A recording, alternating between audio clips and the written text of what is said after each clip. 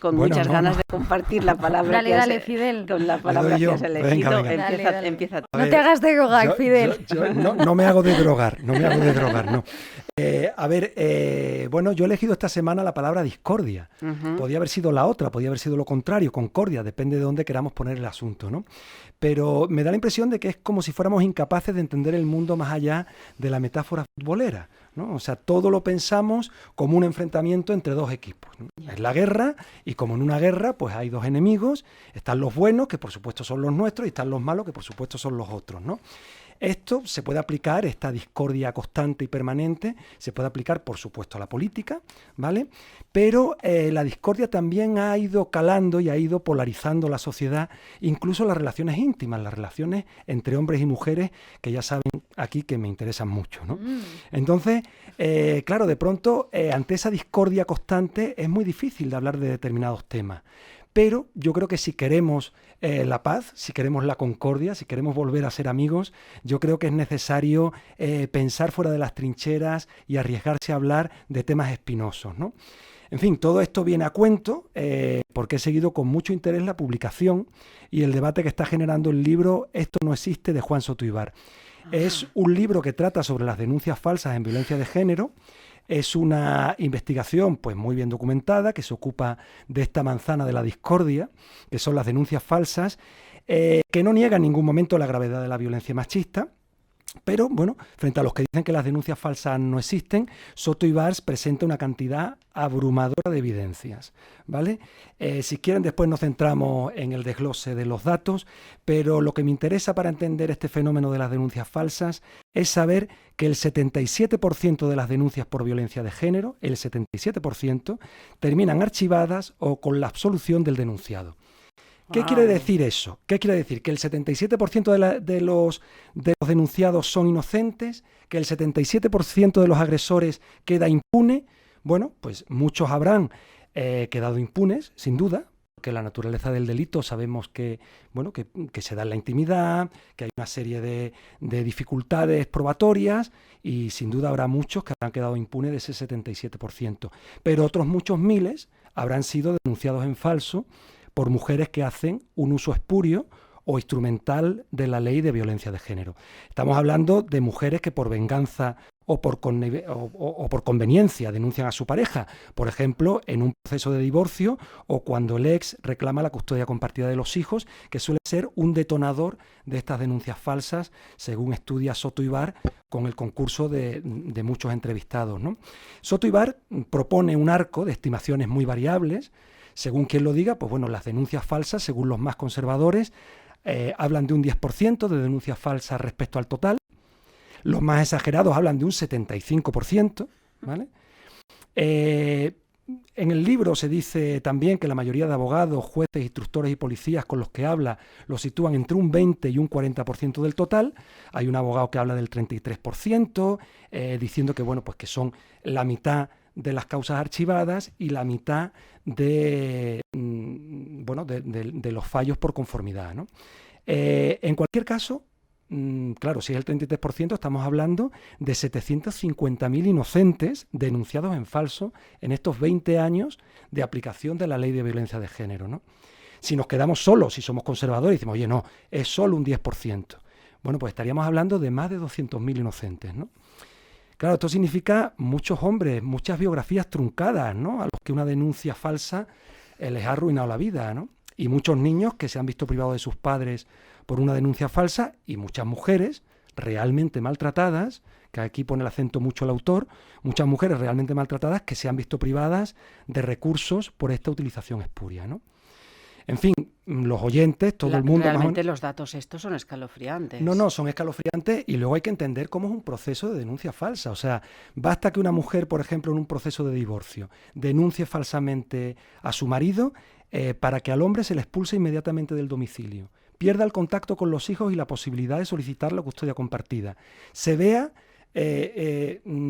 con suerte, reducida su relación con sus hijos a verlos en puntos de encuentro con supervisión de trabajadores sociales, media hora, una hora, no sé cuánto, pero desde luego una ruptura brutal, ¿no? Y bueno, y por supuesto, pasar la pensión de manutención, ¿no? Claro, a esta injusticia súmale el reproche social, ¿no?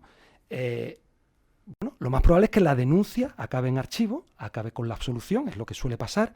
Pero claro, ha habido un proceso, un calvario judicial, un maltrato que ha sufrido tanto el padre como los hijos, que yo creo que este es un proceso muy doloroso, que son ya muchas las denuncias que se supone que son falsas, porque no hay una claridad, porque no hay un conteo claro, esto también hay que decirlo, ¿no? Y bueno, pues Soto Ibar en el libro opina que las denuncias falsas deberían considerarse maltrato de la mujer hacia el hombre y hacia sus hijos e hijas, y yo pues estoy de acuerdo con él. Por adelantarnos a la conclusión, ¿cuál sería la solución? Pues la solución sería, si somos feministas en el sentido de buscar la igualdad entre hombres y mujeres, pues habrá que plantearse cambiar la ley en aquellos aspectos que no sean convenientes y pedirle a la Fiscalía que haga su trabajo y persiga de oficio a aquellas mujeres que denuncien falsamente y hagan un uso espurio de la ley de violencia de género, que no fue pensada para esos usos espurios, pero que está siendo utilizada en muchos casos, ¿no? Bueno, esta semana, aparte de ser el 25 de noviembre, pues también han nombrado una fiscal general nueva que al parecer sabe mucho de estas cuestiones. Bueno, pues esperemos que ponga remedio a esta cuestión de las denuncias falsas y podamos solucionarlo, ¿no? Si queréis hablamos y seguimos comentando, ¿no? Porque yo creo que es un tema interesante, ¿no? Como yo estoy helada, no he visto el libro, no tengo los datos, imagino que Nor está tan congelada como yo. ¿Cómo podemos hacer para...? Bueno, hay un gran debate, ¿eh? Bueno, yo no estoy congelada, ¿eh? O sea, desde la perspectiva de que...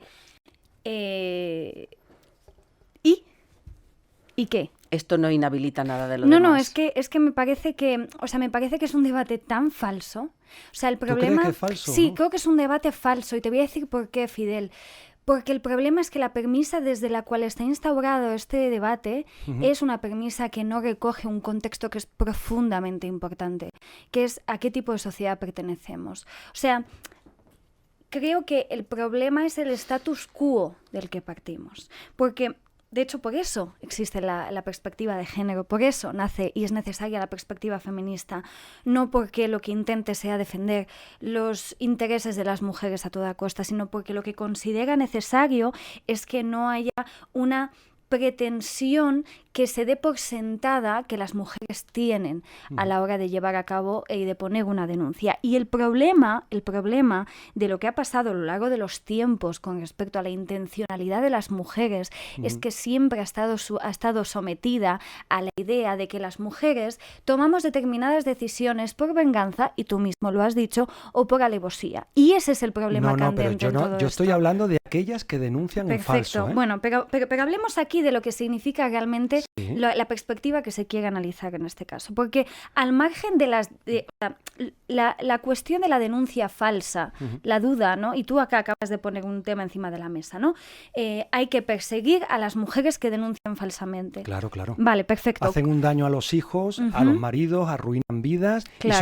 y sobre todo significa un desprecio a las mujeres realmente maltratadas, claro, para las cuales se ha articulado la ley. Es muy importante que desde el feminismo tú estás dando por se sentado, dando por sentado, entonces, que las mujeres que denuncian falsamente están sometiendo a un prejuicio determinado a las mujeres cuyas causas son importantes. Te quiero decir, porque si tú consideras que esto es una disfuncionalidad de la ley entonces tiene efectos colaterales negativos, que serían las denuncias falsas, y efectos colaterales femeninos, positivos, que sería que esas denuncias llegasen a término. Por lo tanto, una cosa no estaría en contradicción con la otra. Eso para empezar. En segundo lugar, aquí hay un factor que no se tiene en cuenta a la hora de hablar de cómo se llevan estos casos en contra de padres, porque pobrecitos todos los padres de España, que ya sabemos que no están muchísimos de ellos denunciados por no pagar a tiempo, por no hacerse cargo de sus hijos, o porque muchísimas mujeres en este país se siguen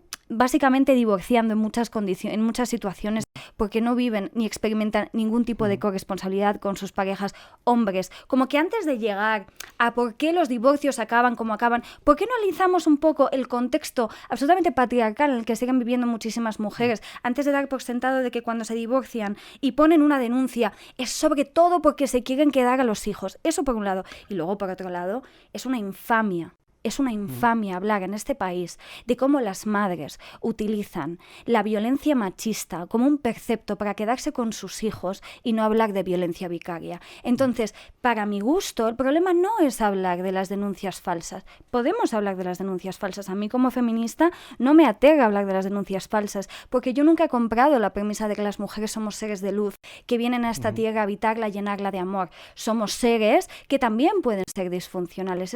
Una cosa no quita la otra. Humanizar a las mujeres en los procesos legales y tener una perspectiva de género que dé por sentada que las mujeres no nos estamos vengando cuando queremos reparación jurídica y reparación social, tiene que ver con reconocer toda la oscuridad que nos habita a nosotras también y cuando nosotras también llevamos a cabo, cometemos delitos. El problema de todo esto, Fidel, es que mientras los hombres, concretamente hombres como Juan Soto Ibars, no asuman la premisa de que seguimos habitando una sociedad absolutamente machista y deje de irse por estos sitios que son una trampa fácil de hablar de Afganistán y de hablar de cómo están las mujeres en otros casos, ¿no? Que es una excusa bastante típica de señores que tienen este tipo de discursos porque ellos son los más especiales de los más especiales, que es a lo que se dedica buena parte Juan Soto Ibars, a decir que él no es ni tan woke como los wokes, ni tan machista como los fascistas. Entonces, a mí, discúlpame, o sea, creo que podemos tener una conversación sobre las denuncias falsas,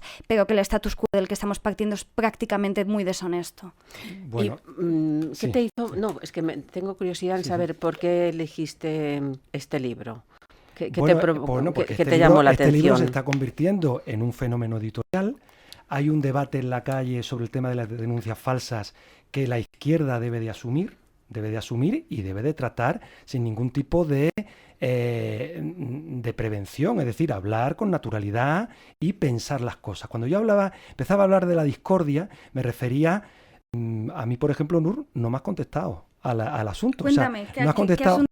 Bueno, primero vamos a intentar mantener la concordia, que podemos ser amigos. Sí, solo los hombres podéis romper la concordia, Fidel. No. Se trata de poder hablar de estas cosas tranquilamente, que sabéis que es un tema bastante tabú en determinados sectores de izquierda a los que pertenecemos y demás, ¿no?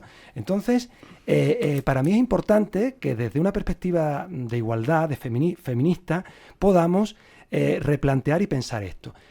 En lo que has dicho, Nur, no me has contestado qué hacemos con aquellas mujeres que denuncian en falso. ¿Qué hacemos con ellas? Porque tendrán que, la Fiscalía tendrá que perseguirlas de oficio. O sea, aquellas que hagan un uso instrumental o espurio de la ley, tendrán que recibir el peso de la ley, igual que en otro tipo de delitos, ¿vale? Porque si no se crea una asimetría jurídica terrible.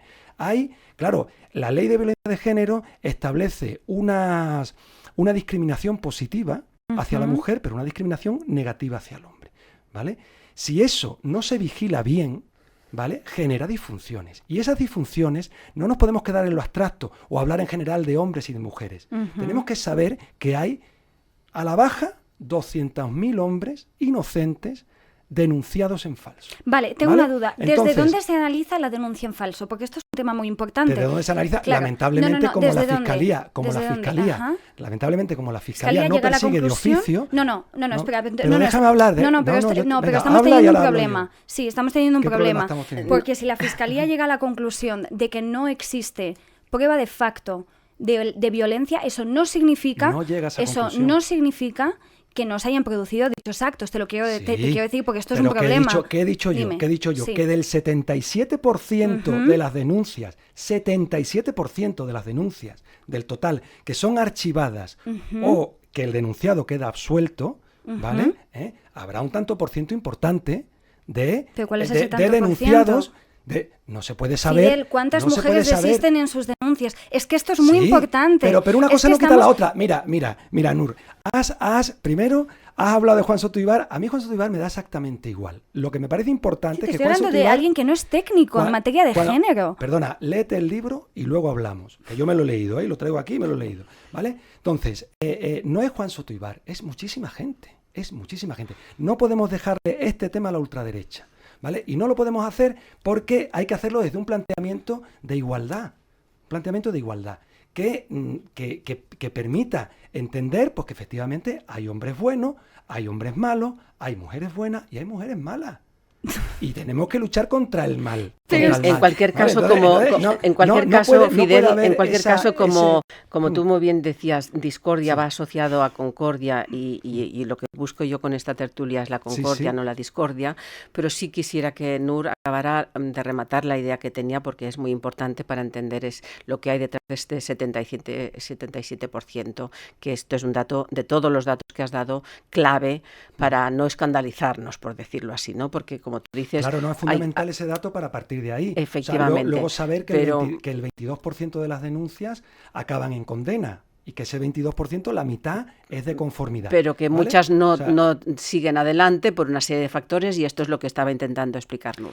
Claro. Fidel, si tú lo Pero que... una cosa no quita la otra, lo único que digo. Fidel, si tú lo que estás buscando aquí es que una mujer te diga que no le parece bien una denuncia en falso a un hombre, yo te tengo que decir que no es que no me parezca bien, es que creo que es una traición hacia las propias mujeres que estos casos se lleguen a dar. Sí. Si lo que tú esperas, sin embargo, es que coloquemos al mismo nivel la asimetría jurídica que existe jurídicamente para que los hombres puedan tener repercusiones en tanto que sus acciones cometen y dañan a las mujeres, porque existe un sistema, Fidel. Hay algo sistémico.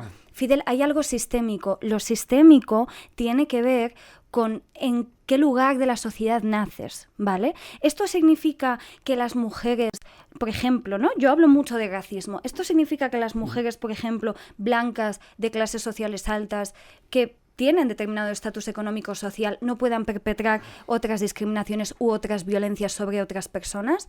Pero mírame, Fidel, o sea, yo no pienso eso. Yo te miro, o sea, porque, yo me dedico a hablar de esto. Me dedico a hablar de que quienes pertenecen a categorías oprimidas también pueden perpetrar determinadas violencias y opresiones. Pero en este marco, Fidel, lo que yo creo que, el ejercicio que creo que hay que hacer, ¿vale? Sobre todo esta semana, ¿vale? Sobre todo esta semana, porque en este país han matado a 38 mujeres de lo que llevamos de año, y me parece importante que justo en esta semana, ¿vale?, hubiésemos sido capaces de sentarnos un momento a pensar, entre otras cosas, por ejemplo, de cómo la inteligencia artificial que se está usando en el sistema de Biogen, en el sistema que se usa en el País Vasco o en Cataluña, es disfuncional y no es suficiente, porque, por ejemplo, como sacaba Algo Gays, el informe que decía, y de hecho se ha hecho eco de ello el Salto Diario, que informaba de cómo las mujeres no están lo suficientemente protegidas porque los cuestionarios a los que responden en las comisarías no están, se las somete a esos cuestionarios cuando están en circunstancias, muy alteradas, ¿no? Entonces no pueden responder correctamente, aparte de que no tienen muchas condiciones que yo considero. Te quiero decir, creo que también es un buen momento, pero para no pensar que hace falta, Fidel, porque de esto estamos hablando muchísimas feministas durante muchísimo tiempo, que podemos nosotras tener una conversación a la altura de las circunstancias con vosotros, si lo necesitáis, sobre las denuncias falsas, y que no necesitáis un libro que diga cómo sois víctimas de este sistema que sigue matando y que sigue cometiendo abusos contra mujeres. Y ahora...